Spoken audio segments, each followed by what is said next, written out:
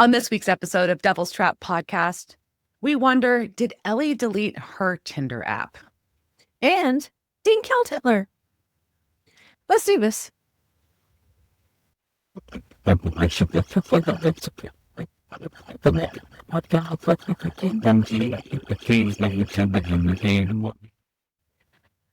to this week's episode of Devil's Trap Podcast. I'm Diana. I'm Liz. And we're going to talk season 12, episode 5, the one you've been waiting for. Indeed. Ew. Ew. Because this episode.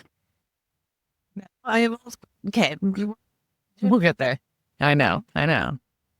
So, I guess how are you doing, Diana?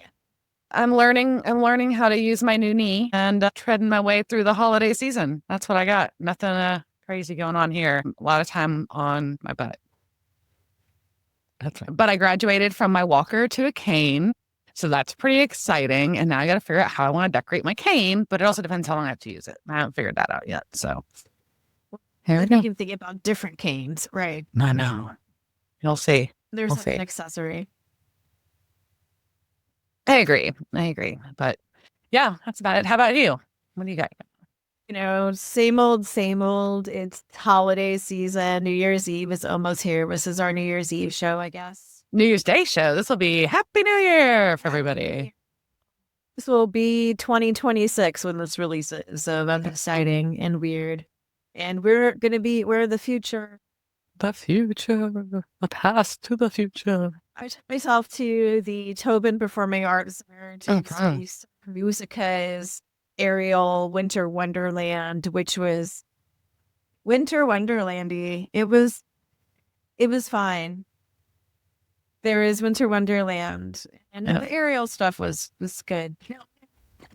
The Winter Wonderland show, which was like the plot, the quote unquote plot, was there was a princess, fairyland, and there was a prince, and the prince had lost his light, so all the lights in fairyland were dimming because he didn't have the holiday spirit.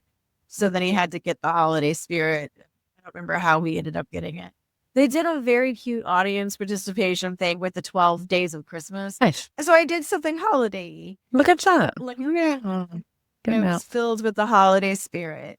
Yeah. And then like the prince, like the fairy prince. Like prince, but I hightailed it out of there to beat traffic on the way home.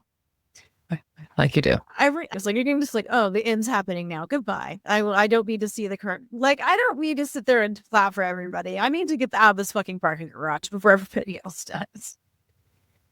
Sanitary parking parking garage is no joke. It's like, you've got to get on top of that. That's fair. Yeah. It's just funny. That's my goal. Tokyo driving down the parking lot first. So there isn't a lot going on right now because of the holiday season. There's really good news on the boys that I can think of. So we're just going to straight into this episode. And like Diana said, the title is The One You've Been Waiting For. And according to Supernatural Wiki, that could be a reference to the grenade launcher, as that is the largest and presumably most destructive chunk weapon in the Impala's arsenal. Despite being very noticeable to the audience due to its size and bulk, it was never used, interacted with, or mentioned in any way before. It has been part of the arsenal since the first episode, implying that the audience and Dean wanted to see it in action for a long time. Which I think it's more about the Hitler. I agree. That's why I said ew. I think it's that, and not the grenade launcher. That's just my opinion. I think they're pushing it because they didn't use it. I think if they'd used a grenade launcher, maybe. But this is episode 5 of season 12. It first aired November 10th, 2016. It was directed by Nina Lopez Corrado, who we last saw last season direct episode 17, Red Meat. And it was written by, Dinah, how'd you pick her own It folds out a finger puppet of a vulture. I have ADHD and I need a fidget thing. A finger puppet of a vulture. Okay. Yeah. We'll post a picture of it somewhere. All right. So this by Meredith Glenn. This is her first writer's credit on SVN. Following Supernatural, Meredith went on to work with Kripke as an executive producer on The Boys, and was a showrunner for My Lady Jane, which is a comedy about the Lady Jane Grey, which looks delightful. And I missed it. I've probably seen it. Like, there was only one season, so Yeah. I need something to watch because there is nothing. That's the other thing. Like, there's just nothing. Oh my gosh. Unless you want to watch holiday shows right now, there's nothing new on. I'm just so behind. There's so many things I want to watch that I have not. I'm behind on all the things. So yeah, you have an excuse to watch stuff, but yeah, no idea. Caught up on everything, and I was, I don't know what to do with myself besides be productive. Not bad. All right, so we start off with our recap. There is teenage Mary with her good hair, and then sad adult Mary with her short hair, which is not bad hair. It's not bad. It's not as epic as teenage Mary's hair. Mm-hmm.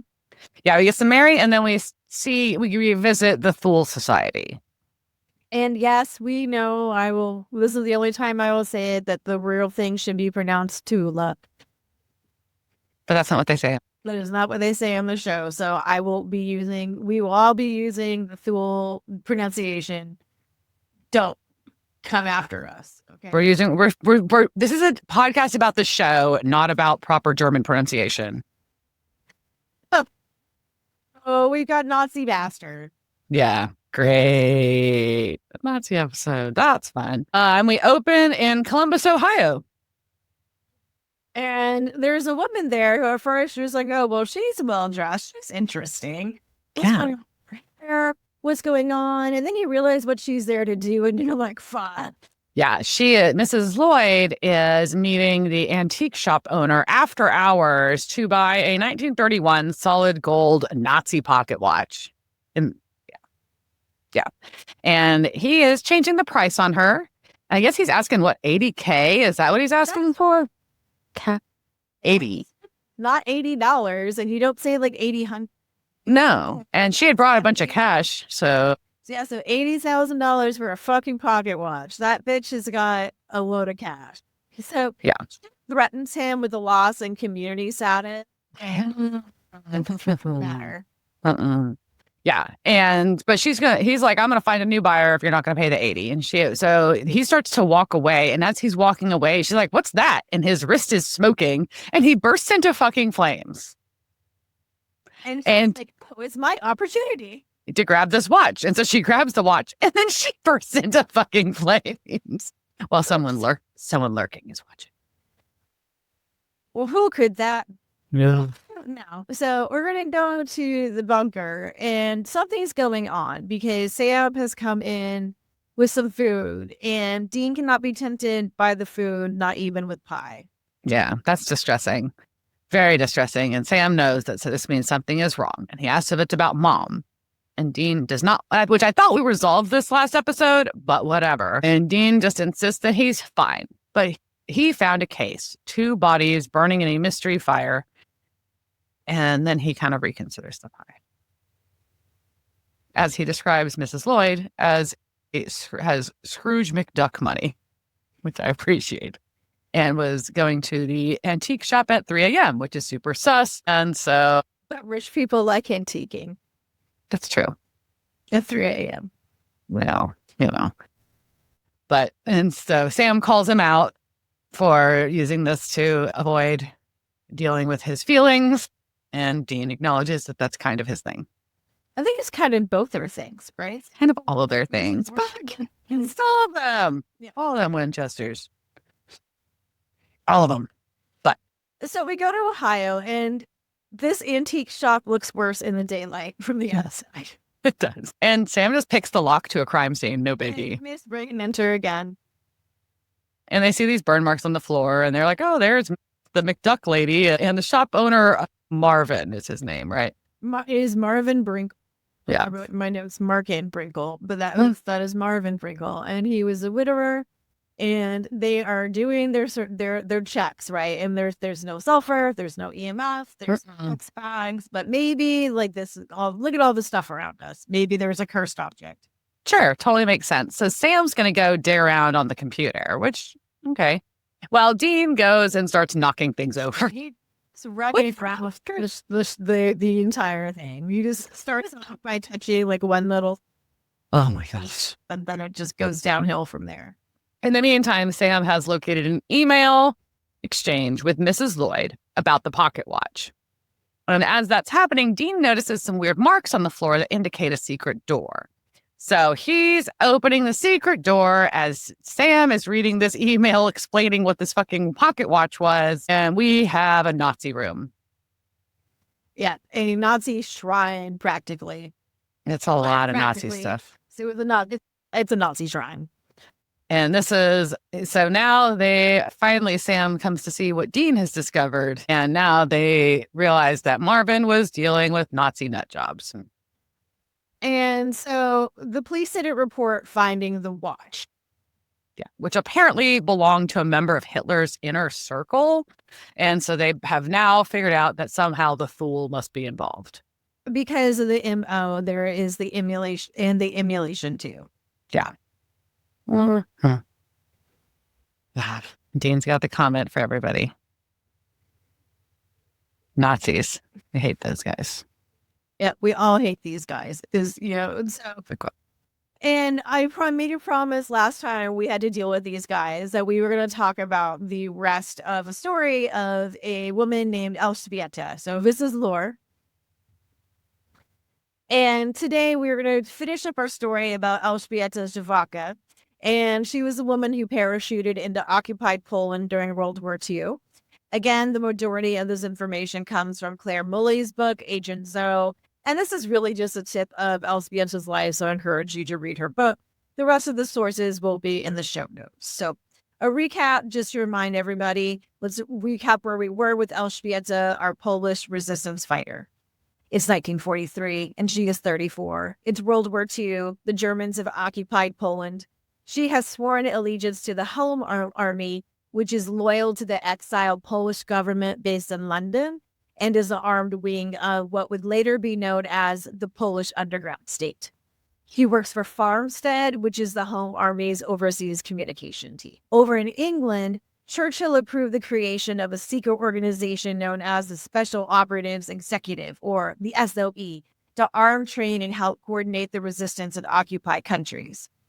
The Polish commander-in-chief, General Sikorski, have likewise ordered the formation of a Polish Special Forces parachute unit made from the best of the veterans who are now in Britain who had already seen action in Poland and France, known as the Chiczochemi.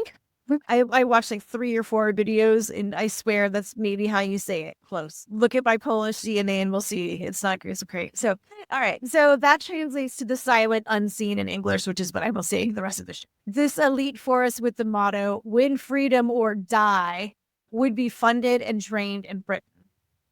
So Elżbieta is on a literal mission to get to London to deliver some intelligence.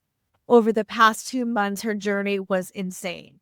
Crossing the Pyrenees during a negative 20-degree blizzard, evading German soldiers in occupied France, continuing through Spain from Madrid to Seville and then Gibraltar, before finally securing passage on a warship that sailed down the coast of Africa before turning back around towards England.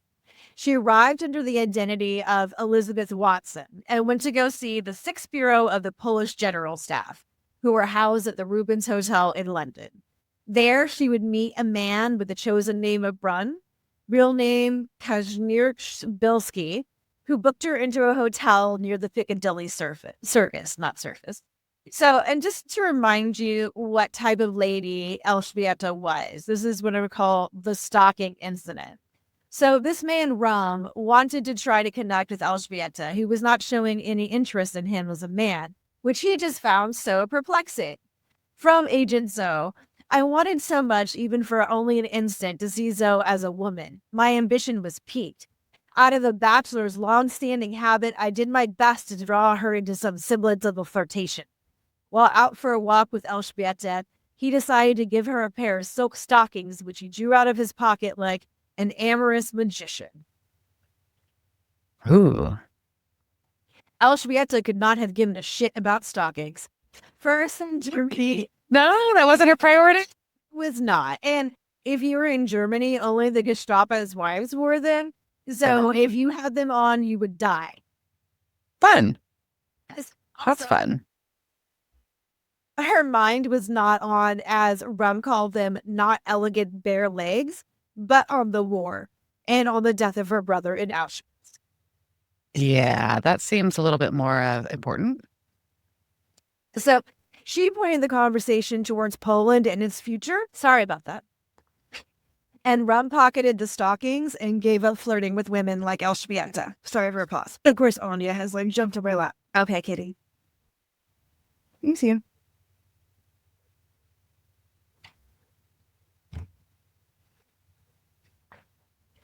So when Elżbieta first met the men of the 6th Bureau, she decided to bitch them out for how terrible the communication routes were. I started to point out to them their mistakes. I am quite direct in these manners.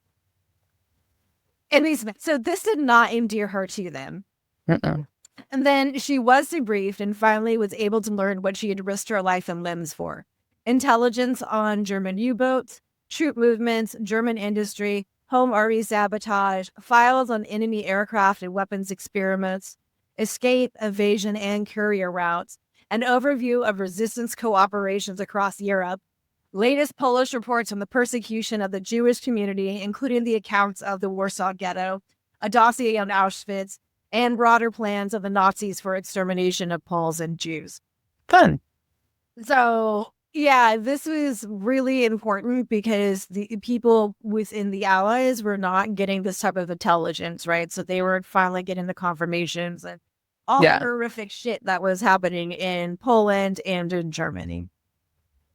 So she's in London, and now after receiving some commendations and meeting with various Polish dignitaries, she devoted herself to overhauling the communication systems and instilling in the 6th Bureau the dangers involved in collecting and processing intelligence.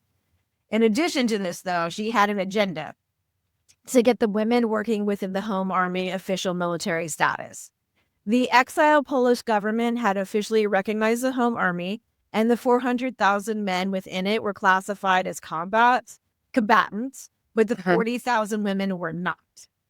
So while there had been a decree drafted by the Home Army commander, General Stefan Roczrowecki, he had been captured and murdered in the Sachsenhausen concentration camp on the order of Heinrich Himmler. And the new leadership was not so much in favor of women on the front line.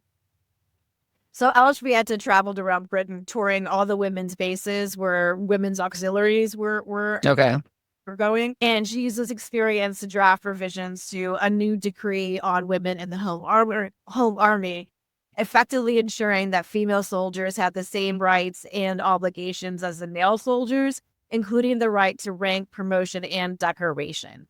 And she took out all the references to auxiliary services to include the women in the actual army and not to be auxiliary, right?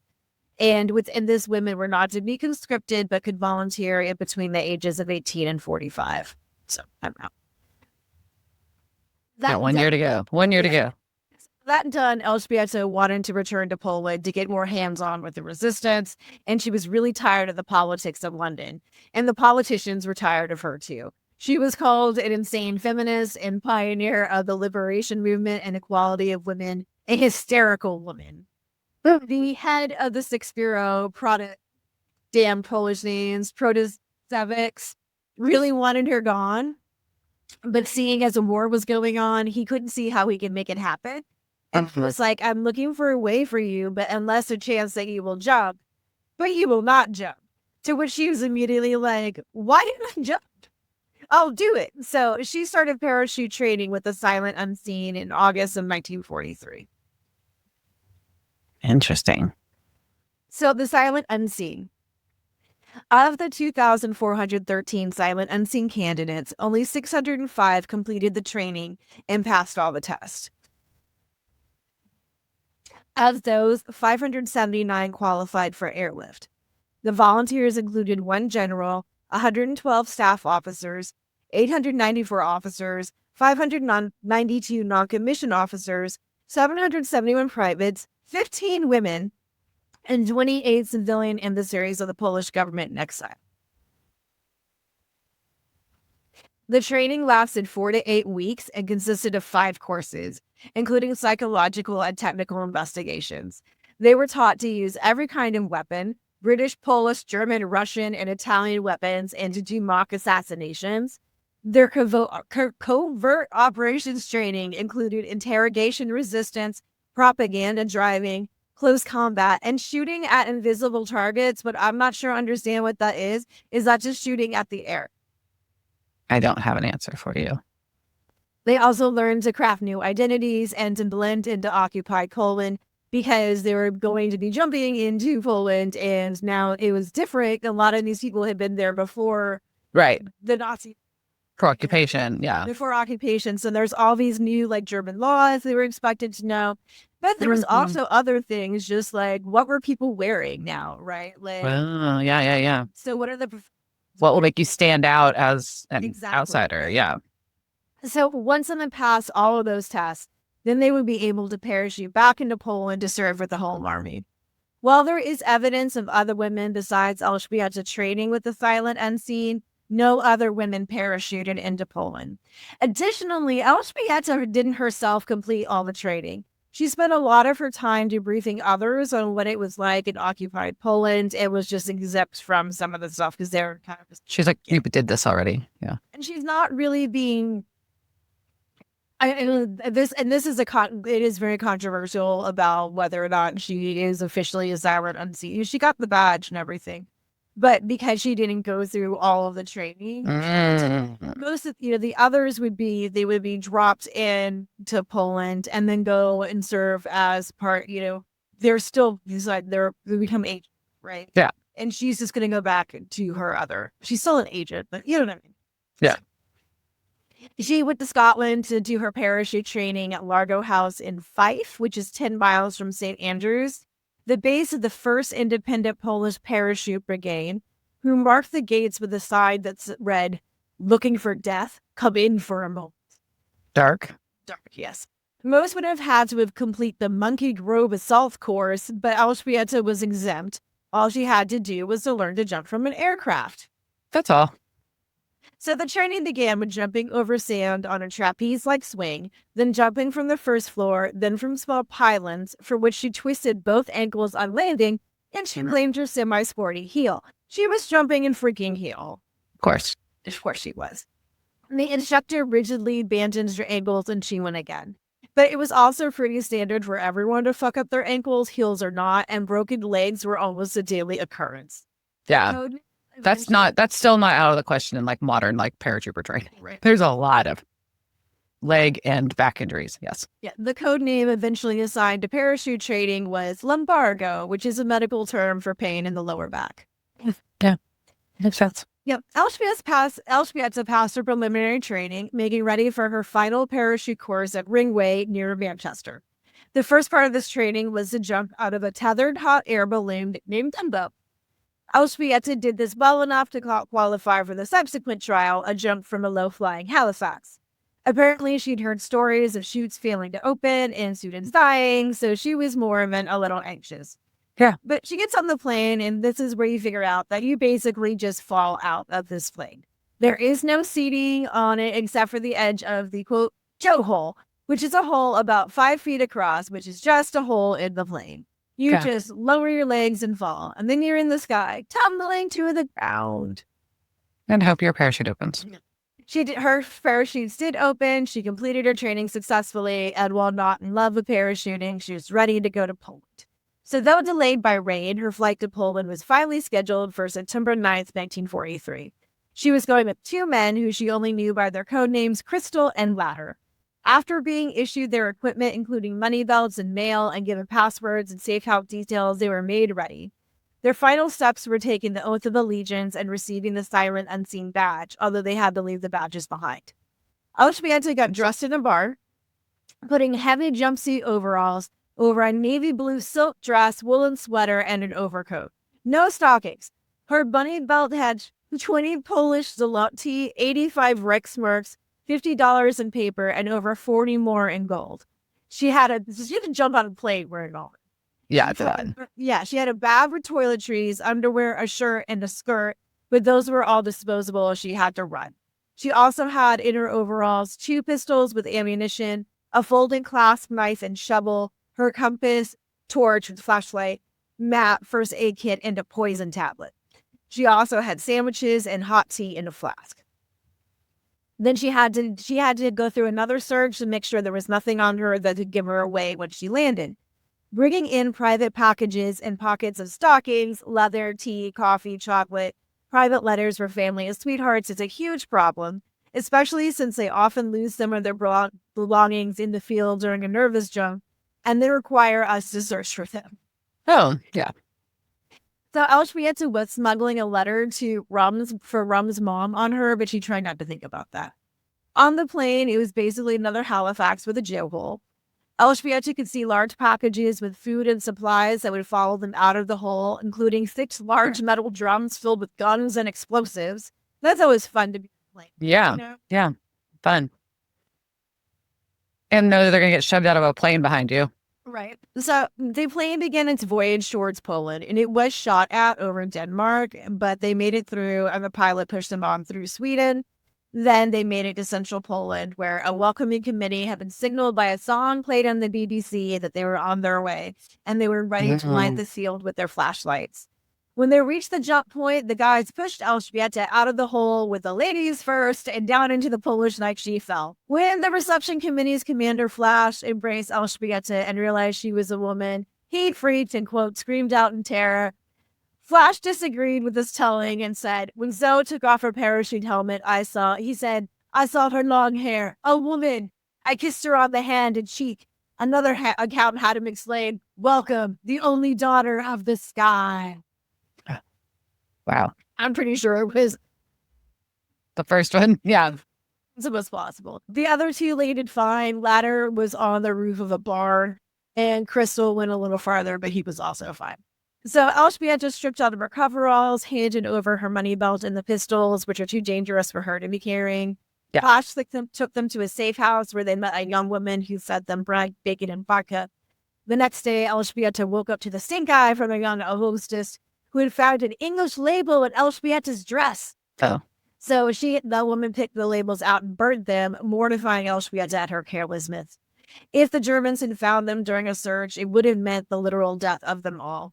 Elżbieta is just like, oops, and books it out of there pretty quickly and catches a train to Warsaw, where she quickly finds herself back in the underground action. She changes her name again, becoming Elżbieta Novak. An apartment was bought for her by Farmstead, which housed a new secret archives hidden under the floorboards, accessible by lifting the floorboards with a knitting needle, which I think is cool.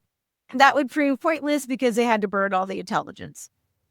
Yeah. Beginning in March of 1944, the Nazis made a series of arrests of Farmstead, 78 of them, to wipe out the resistance before the Soviets arrived.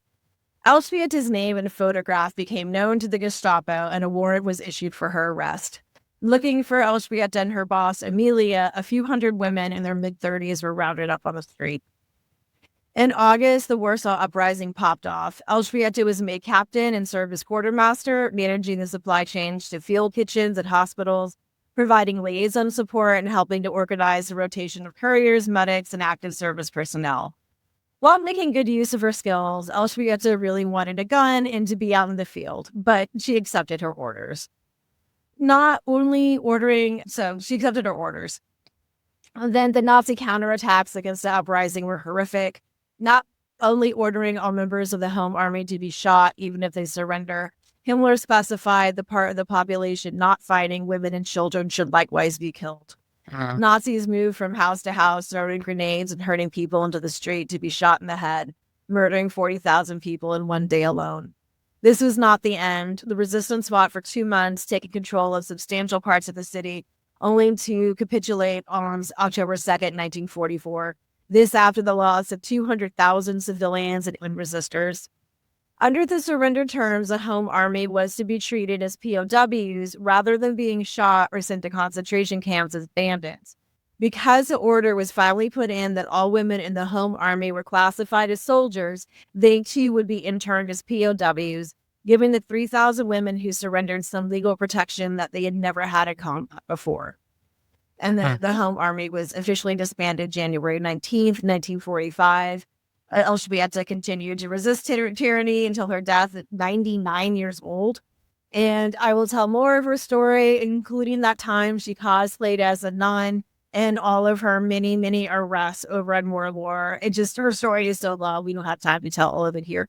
So I'll fill you in on the rest of her details on that, which will drop later on this week. So tune in for that. But that is the story of Elżbieta, the woman who parachuted into occupied Poland.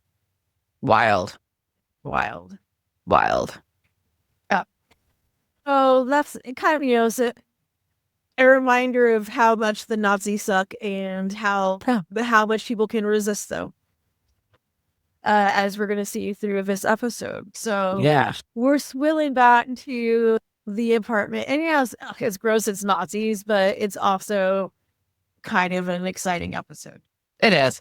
It is an exciting episode. That's true. It's just Nazis are gross. Nazis are gross, but this episode is a lot. So the girl, we go to an apartment where there's a girl making out with a dude. And frankly, like looking at this dude, I really expected him to be the Aryan. So yeah, and the beard, a very well trimmed beard, and no, Clearly not. no. He's just some. Yeah, so Ellie is learning how to use Tinder, and this is her Tinder date, and she is talking way too much because she is very nervous. Yep, she's giving herself the slut pep talk in the bathroom. Mm-hmm. And while she's doing that, she hears a crash because two dudes have broken in and set her date on fire. Yeah, so this is a bad Tinder date. Yes. She has unfortunately been caught on fire and has been burned to death. And worse, they have seen her. That's Mädchen. So she manages to lock the bathroom door, which is not enough to block them, but slows them down, and climbs out the fire escape. And as she's running away, there's the two guys. There's a younger man and an older man. We find out it's Christoph is the younger man, and his father, Nahus is his dad. And What a fucking stupid name. But he stops because he's like, idiot, we need her alive. And then he picks out some of her blood with a handkerchief so he can trap her. And this is where we first start seeing him being weird with blood. Yes. So we've got Sam and Dean calling our friend Aaron. Here? What a time seeing you. Yeah. He is in Berlin at, is it Das Murmeltier? Das Murmeltier, which is the marmot, which a marmot's basically a groundhog. Okay. Huh. Well, either way, apparently he is continuing his grandfather's work with the Judah Initiative. So we know he's still doing that. And he says that the Thule have been closing ranks and have been really jumpy lately. And they keep talking about Mission Das Blut. The blood. And they've all been kind of like gathering in one place, but he has not heard shit about a pocket watch. So he doesn't know what that's about. So yeah, it doesn't mean anything to him. But the boys are listening, have a scanner on, and the scanner goes off and another body has been found. They've been alerted to the Tinder date. Poor dude. So they get to the apartment and the cops telling them that the victim is just ash and bone, doesn't know what could have possibly done that. But the second victim got away and called the cops. And they're like, okay, cool. Where the fuck is she? And we see a guy in a suit walking up to a cop car. Ellie's sitting in the back seat, just like chilling because she's freaked out, but sitting there. And he handcuffs her as she's insisting she's already given her statement. And she realizes that something is very, very wrong as he silently gets in the front seat of the cop car and starts driving. Yeah. And so she's screaming, and we realize that this is the younger douche from earlier. And the boys come out and they get to see what's going on. And Dean gets to follow that car. And they jump in baby in hot pursuit. Yeah. And she's begging to know why and what's going on. And Christoph asks if she ever shuts up. Which, I'm sorry, Ellie, but this is kind of a fair question at this point already. I know. I mean, I'm just laughing after the date because she was real awkward on the date, chatty. But yes. Yeah. So he gets out of the car and he is talking on the phone. Because they're going to do he's going to try to transfer her to this creepy van in the parking garage. Like you do. Speaking of parking garages. And he hears a gun cock, and it is Dean. Yep, and Sam lets Ellie out of the police car while that's going on. And then we're going to go to a torture room where Sam is giving Ellie the talk. It's like a weird, like, abandoned office inside the parking garage. I don't know. Yeah. And yeah, they're giving Ellie and Kristoff are getting their talk. I mean, not that Kristoff needs it, but yeah. And Dean's like, yeah, you're the safest with us. And she's like, from Nazi zombies? That's really what she's gotten out of this, which basically get a lowdown or reminder of what the Thule are. They're not zombies. They are Nazi necromancers, and they use blood magic to make themselves immortal. If you shoot them in the head and set them on fire, you can't kill them. And also remember that you just watch them set your date on fire. Correct. So Dean wants Kristoff to tell him what the watch is all about and why they want Ellie. And he's like, you're going to have to kill me. Dean's like, cool, I can do that. And everybody's kind of upset. And then Kristoff is not willing to just get killed. He wants to talk. He said that the watch belongs to his father, who is commandant of Nauhaus. And he's in the Thule High Command as a ranking officer. He will, he's going to kill he's going to kill him for sharing any of this information. I like that Dean's comment is, what do you think this is, a tickle party? So anyways, but basically we see we get kind of like a flashback as Kristoff tells us the story in a historical whatever. Yeah, we get scene. a history lesson according to Supernatural, where we go back to Berlin, 1945, in a different kind of bunker. Mm-hmm. Yeah, and Kristoff's saying that the Soviets had surrounded them, and everybody except for Commandant Nauhaus knew that it was over. We've got Symphony No. 7 in E major, performed by the Netherlands Philharmonic Orchestra playing. And we see Hitler's about to shoot himself. That's what we see. We see, great, yay, done. And the Commandant stops. No, he's like whispers, "There's another way," and basically, they saved his soul in the watch, so the watch is like a Horcrux. That's all I want to be. I just want to get to the Horcrux. Yep, it's a Horcrux. And so we're not going to explain what that is. We don't know too bad. And it has Hitler's fucking soul in it. Oh, that's... Ew. And they're like, what is that, for safekeeping? And Kristoff's like, no, they're going to bring him back. And they just, everybody thought it was insane the first time they heard it, but, whatever. He's been hearing it for years. And we find out that Kristoff is not from 1945. He was born in 1999 in Buffalo, which I appreciate that bit of info. But no, that's somehow even more insulting to me. That kind of is. You were born when? Ew, gross. Like, please be born from oh my God, fucking millennial. Oh, is that millennial or is that something else? I don't even know. I think that's the next gen. I don't know. I think it's millennial. Big as 99's from millennial. Watch gets lost. So we find out that after Adolf shoots himself in the head, the watch got lost all over the world. Yeah. So it went to China, then it went to Peru, and then it ended up in Columbus. So now they're hyped to get their Führer resurrection on.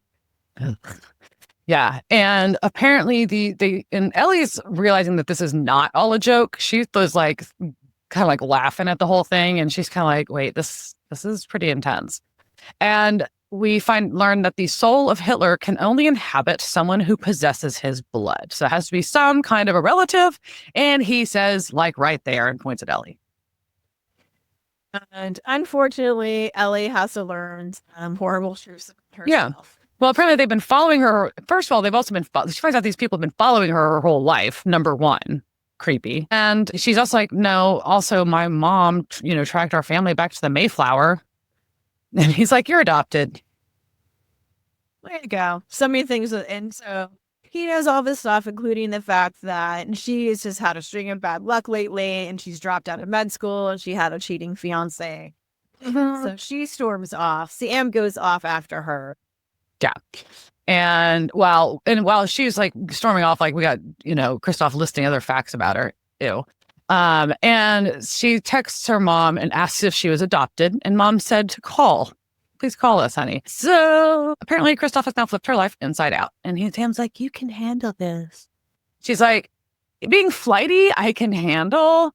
Being related to a genocidal maniac, I don't think so. That's a lot of language, a lot of things to learn in one day. So pulls into the garage. There's a house in there, just like smelling on his hanky. Their blood. Ew. And while Sam's still trying to give Ellie a pep talk, she asks him if they're trying to, like, if someone wants to use him to resurrect Adolf Hitler. And he's like, not exactly, but they wanted me to be Lucifer's vessel. And she's like, my God, she's like, too much information. So Dean comes in and wants to use Ellie as a trap and tells her there are times when you run and there are times when you stand and fight. One of those times when you fight. And before they can set up a trap. Yeah, before you can do that, the Thule already in there. Mm-hmm. And we get fights. We get Dean, lots of fisticuffs. Kristoff gets untied. And then as one of the Thule gets a radio call and they leave Sam and Dean there, shaken up, and Ellie is gone. And the bad guys run away, Ellie's run away, and she's out on the street, and of course she gets taken.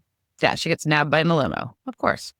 So, and then Sam and Dean are just frantically calling her cell phone, like they think she's gonna like answer anyways. But they're already changed clothes.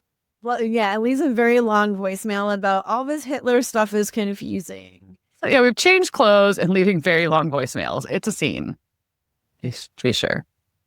But anyways, we see that Milhouse is listening to this voicemail in the limo, and he is pissed at Kristoff for telling all about Hitler. But Kristoff's like, no, I was stalling, but he's not buying it. Yeah. And the son accuses the dad of just wanting to relive his glory days with Hitler, which is pretty, like, it's just like the 80s, man. It's all you want to do, but it's, it's glory days.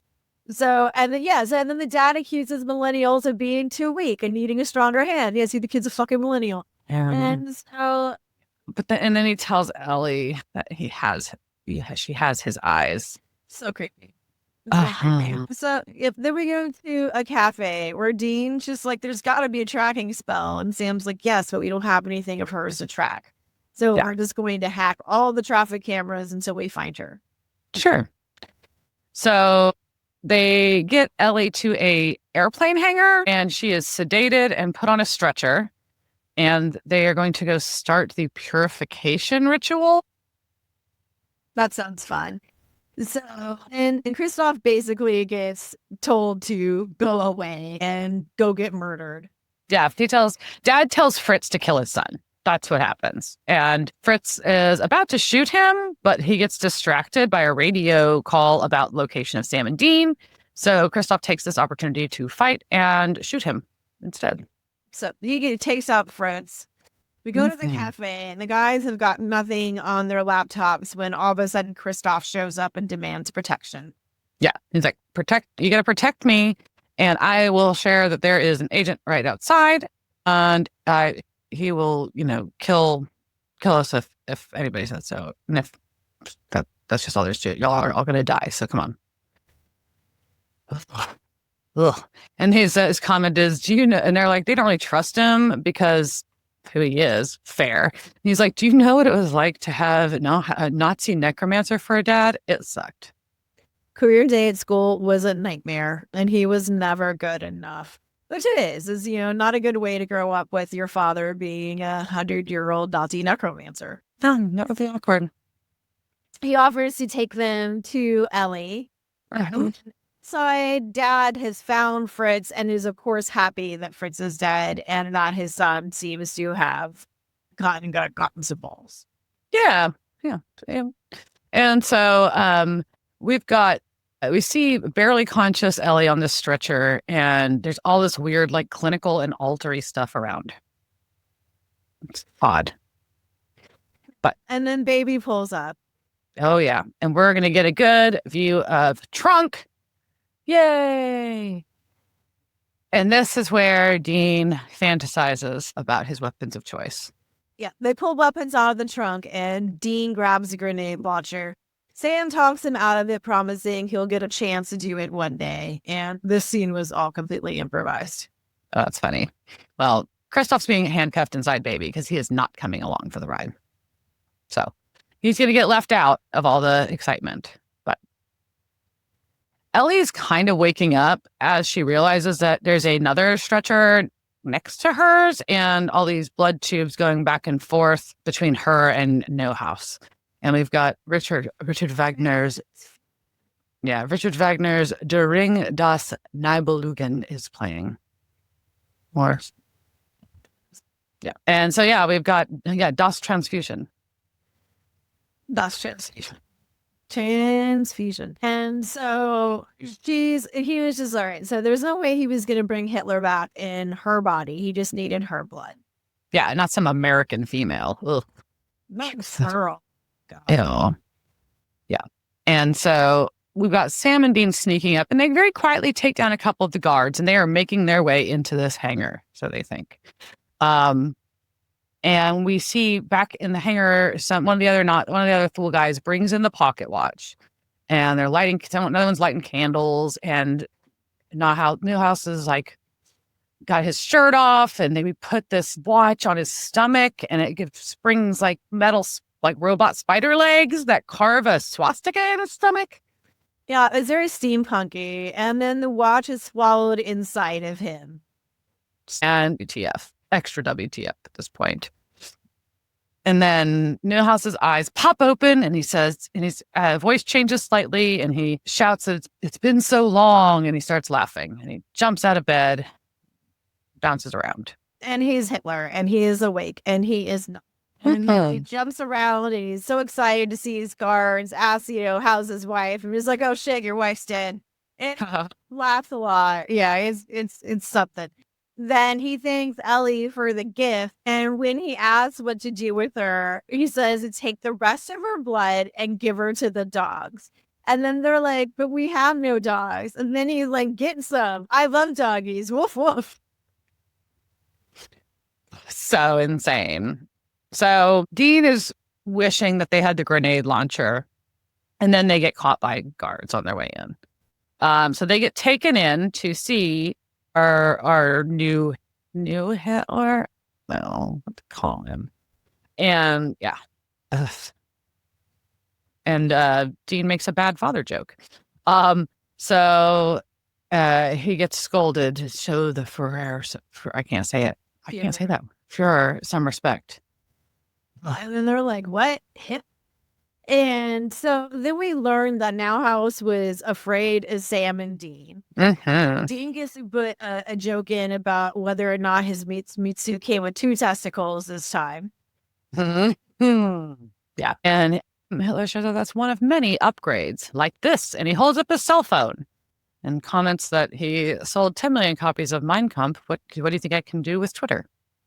So he apparently has quickly learned about Twitter, and he wants to take over the world. Hitler wants to take the boys with them when they're leaving and introduce them to his new dogs. Yeah. So in the meantime, Ellie has been quietly reaching for a pistol that was left within arm's length of her, and she shoots a Nazi. Ellie shoots a Nazi, and so Dean. Yeah, a pretty good shot for, I don't know what she does. She was on that many drugs. It was a very good shot. So it's a good enough distraction that Dean's able to get a pistol, Sam's able to get to Ellie, and Hitler's trying to say I can explain, and Dean just punches him and says, "Heil this." And then shoots Hitler in the head. And Sam comments, "Dude, you killed Hitler." Dean said, "Awesome." So, yeah. Dean is very, very proud of himself. And they leave. And Ellie has found a ponytail holder and a hoodie. And he's walking outside while Dean repeats, "I killed Hitler." He's going to make t-shirts. He's going to get free drinks. And Sam's like, "No one's going to believe you." And he's like, "But you will. You were there." So they get to Baby and they unlock Kristoff. And Sam's like, the Thule that are left are going to hunt you down as a traitor. You know that? So you should probably fucking run, dude. maybe to Buffalo, because no one goes there. That's what Dean shares. So, no, took Kristoff's let off. So he's let off the hook. And then they drop Ellie off, and we learn that they apparently burnt all the Nazi zombies. Yeah, so she got to go burn a bunch of Nazi necromancer bodies. Okay. Not traumatic at all. She says it's her third worst day ever, but she said that she is going to be okay, and she should call her mom, and ponders what's harder, facing the reincarnation of Hitler or going back to med school. And Sam says Hitler. She says she thanks him. They'd part ways. Yeah, I don't know if I agree. I think going back to med school, getting after you drop out, may be incredibly difficult. And it seems difficult. There's probably a lot more hoops to jump through than shooting Hitler in the head. Right? Dumb. So she goes off, and he just is like, take care of yourself. Bye. Bye. On being Hitler's grandpa. They don't do that. Of course. They don't do aftercare. No. So Sam and Dean get in the car. They're good to go. And Dean's ready for pie because he killed Hitler. Yeah. So things are looking up, and he deserves it. And did he mention that he killed Hitler? All right. So we'll never live that down. So are we going to find out about who some of the... Yes. Yeah. So Ellie Grant was played by Allison Page. She's been in episodes of Heroes, The Flash. She plays Bev/Jill in Days of Our Lives for over 60 episodes. Annie in the movie Wild Game, and Veronica in the movie Dinner Party. Kristoff was played by Keenan Tracy. He's been in episodes of Fringe. He's in half a dozen episodes of The 100, a few episodes of iZombie. He's in Murder in a Small Town. He's Gunner in the Bates Motel series for about a dozen episodes. He was Devin in the movie Polaroid, and Cam in the TV series Day of the Dead for about 10 episodes. Commandant Nauhaus, aka Hitler, was played by Gil Darnell. He was an Australian field hockey player that was going to go Olympics at one point, did not in the end, but fun fact. He's been in episodes of field hockey. Today I learned. So he's been in episodes of Entourage and a few episodes of Bones. And then he was Major Kurt Fleischer in Soldiers of the Damned. We'll talk through some of our Thule people. Hans was played by Michael Rye, who's been in episodes of Fringe and Arrow. Fritz was played by Wolfgang Klassen, which has been in episodes of Bates Motel. I know, I'm like, he could have just used his real name, but okay. Bates Motel, iZombie, Riverdale, and Altered Carbon. Gottfried was played by Matthias Brunert, and he's actually a dentist in Germany. Anyways, he's been in episodes of Man in High Castle. Our cop was played by Ben Affle. He's been in episodes of Lucifer, Charmed, The Good Doctor, and was a gas station attendant in The Road. So very depressing. Marvin was played by Charles Siegel, who's been in episodes of Murphy's Law, 21 Jump Street, Charmed, Yellow Jackets. He was Nat in the original It. He was a Chancellor in Ernest Rides Again, and Dr. Shaw in X2. Our Mrs. Lloyd was played by Colleen Winton. She was in episodes of X-Files, 4400, Fringe, Bates Motel, Unreal, iZombie, and Van Helsing a few times. She was also in Big Eyes, also the film. And then Nick, the date that went up in flames, was played by Dustin Lloyd, been in episodes of Wayward Pines, Arrow, iZombie, Magicians, Riverdale, Kung Fu, and High Potential. There we go. Yeah, so for being a Nazi episode, I'm not saying they're all bad, but this was a fun one. I mean, Nazis are bad, but you also get to kill Nazis. Yes, get to kill Hitler. You got to kill Hitler, and a really silly Hitler. Yeah. So and it was an interesting choice. That was a premise. Yeah, good premise. I agree. I would take, and I think it was a good thing, right? So, obviously, I agree. But I mean, it was a good choice going with kind of like the silly Hitler as opposed to like the serious one. Yeah, I agree. No, for sure. I think it was a super interesting episode, entertaining, and we got a little bit of an arc on, Dean got the win that he needed to get back to his Deanie self. Yeah, and we've been waiting obviously I've been waiting since last season for the conclusion of the Thule episode, and getting to see Aaron's always great. I wish Yes. they had Gollum like in the sex club, like because it's just assuming that it's in Germany that the ground It's a sex club. club. I just wish we had more Aaron in the episode. That's all. Yeah, Aaron kind of. I honestly think Aaron and Gollum would have been a fun, at least like Spinoff. like, Or at least like a one-off episode where they do like a side story. I would watch that. I would watch like, Aaron and the Golem kill some Nazis. Right? It was like, is this the last non-bummer episode we're gonna get this season? No. Oh. Warning. Yeah, next week it was I obviously keep tuning in and we'll keep discussing how we feel. I'm just preparing you for maybe next week's episode is not as fun as this episode was. Cool. All Great. right, so we have that to look forward to. All right, on that note, cheers, sir. Cheers, bitch.